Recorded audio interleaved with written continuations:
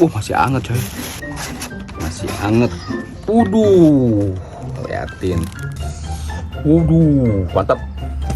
Kita taburin aja sausnya di sini. Nah.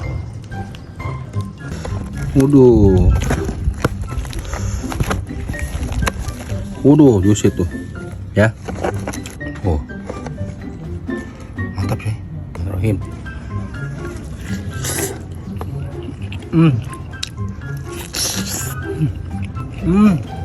Tambah saus mayones pedas.